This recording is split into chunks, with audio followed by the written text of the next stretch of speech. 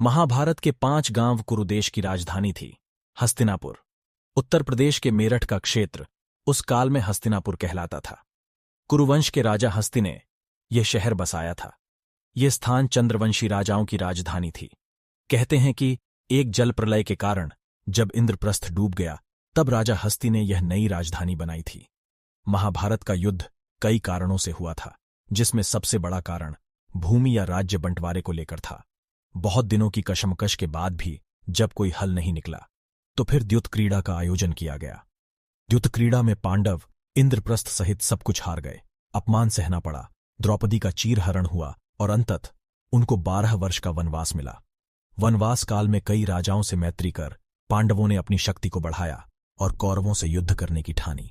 वनवास काल खत्म होने के बाद दुर्योधन के पास यह प्रस्ताव भिजवाया गया कि अगर वे राज्य का बंटवारा चाहते हैं तो बंटवारे में हस्तिनापुर की राजगद्दी पर अपना दावा छोड़ देंगे। युद्ध की आहट जानकर सभी राजाओं ने भी अपना अपना पक्ष तय कर लिया। अंत में दुर्योधन और अर्जुन ने श्री कृष्ण से सहायता मांगी। दोनों जब सहायता मांगने श्री कृष्ण के पास पहुंचे, तब वे बिस्तर पर सो रहे थे। उनके पैरों के समक्ष अर्जुन और सिर के समक्ष दुर्योधन बैठ गए थे। जब श्री कृष्ण जागे तो उन्होंने सर्वप्रथम अपने पैरों की तरफ बैठे अर्जुन को देखा, इसलिए उन्होंने अर्जुन को उसका अनुरोध सुनने का अधिकार दिया। श्री कृष्ण ने अर्जुन और दुर्योधन दोनों को ही संबोधित करते हुए कहा कि जैसा कि तुम जानते हो कि मेरे पास नारायणी नामक वीरों की सेना है, लेकिन मेरे लिए तुम दोनों एक समान हो। इसलिए मैं ये प्रतिज्ञा लेता हूं कि युद्ध में कोई अस्त्र शस्त्र नहीं उठाऊंगा और एक सेना में मैं अकेला निशस्त्र रहूंगा और दूसरी तरफ मेरी नारायणी सेना रहेगी। इसलिए अर्जुन, मैं तुमको चुनाव का पहला मौका देता हूं कि तुम मुझे या मेरी नारायणी सेना में से किसी एक को चुन लो। श्री कृष्ण की यह बात सुनकर दुर्योधन घबरा गया। वह सोचने लगा कि निश्चित ही अर्जुन तो नारायणी सेना मांग लेगा, जो कि बहुत ही शक्तिशाली है। यदि ऐसा हुआ तो मैं निशस्त्र श्री कृष्ण का क्या करूंगा।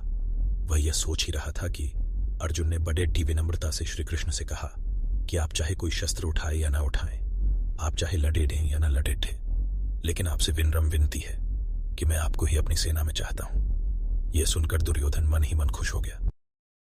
इतना सब कुछ हो जाने के बाद भीष्म पितामह के कहने पर धृतराष्ट्र ने संजय को दूत बनाकर पांडवों से मित्रता और संधि का प्रस्ताव देकर भेजा। संजय ने उपलव्य नगर जाकर युधिष्ठिर से मुलाकात की और संधि का प्रस्ताव रखा। युधिष्ठिर तो यही चाहते थे कि युद्ध न हो, फिर भी उन्होंने श्रीकृष्ण की सलाह लेना उचित समझा और पांडवों की ओर से शांति दूत बनाकर श्रीकृष्ण को हस्तिनापुर भेजा।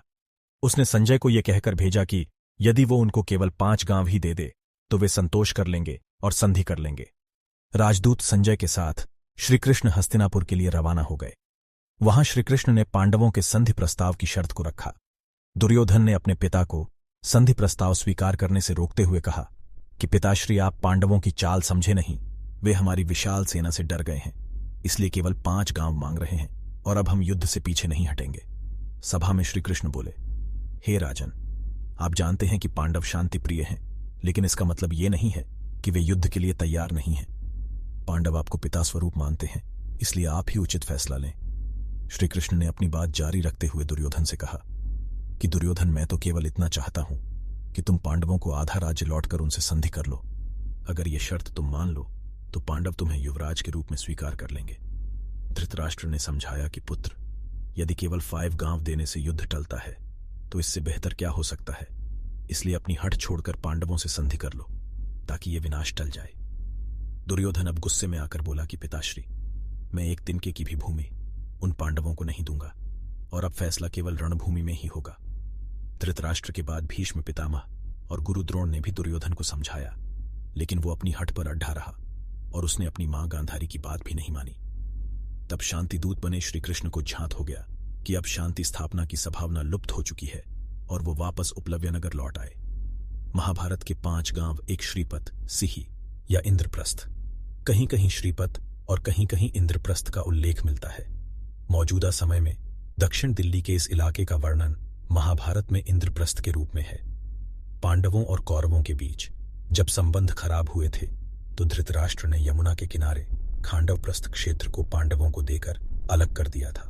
यह क्षेत्र उजाड़ और दुर्गम था, लेकिन पांडवों ने मयासुर के सहयोग से इसे आबाद कर दिया था।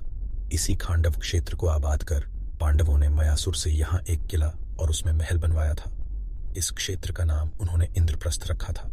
2 बागपत। इसे महाभारत काल में व्याघ्रप्रस्थ कहा जाता था। व्याघ्रप्रस्थ यानी बाघों के रहने की जगह।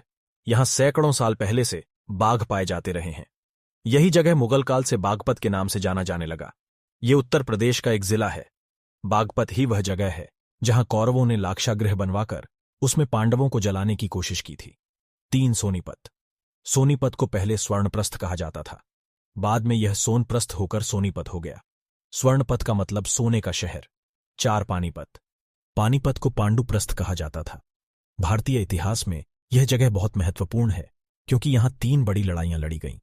इसी पानीपत के पास कुरुक्षेत्र है जहां महाभारत की लड़ाई हुई।